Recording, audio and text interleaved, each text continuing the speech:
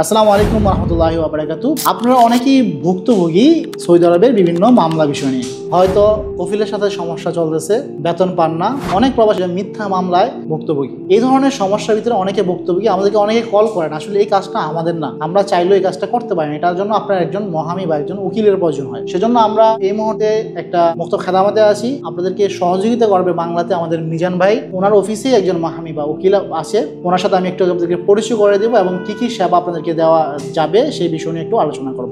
والخدمية كما نرفع طلبات، نقدم طلبات نرفع طلبات لجميع المحاكم الشرعية، للدوائر الحكومية، لمكتب وزارة العمل والتنمية الاجتماعية.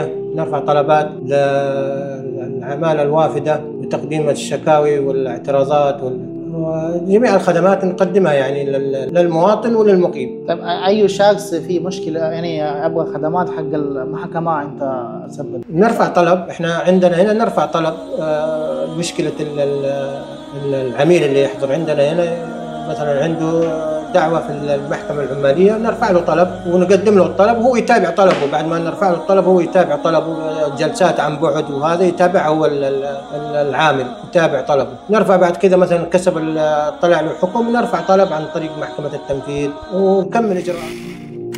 عندنا نفتح مؤسسات، استخراج سجلات تجارية، رخص من بلدي، فتح حسابات في مؤسسة التأمينات في جميع الدوائر الحكومية ذات الصلة. প্রিয় প্রবাসী ভাই, প্রথমত যেই তথ্যগুলো আপনাদের মুক্ত খেদামাতে যতগুলো সেবা রয়েছে সবগুলো সেবা এখানে পাবেন। প্লাস আপনাদের যাদের উকিলের প্রয়োজন আছে, অর্থাৎ আপনারা যারা কফিলের নামে মামলা করতে চান বা আপনাদের যারা মামলা চলমান অবস্থা আছে, সেটার কোনো সুরা পাচ্ছেন না, কোনো ধরনের সমস্যা আছে, অর্থাৎ আপনার জন্য একজন মহামির প্রয়োজন আছে, তাহলে আপনারা এখানে যোগাযোগ করতে পারেন। ইনশাআল্লাহ আপনাদেরকে এখান থেকে আপনাদেরকে সার্ভিসটা দেওয়া হবে।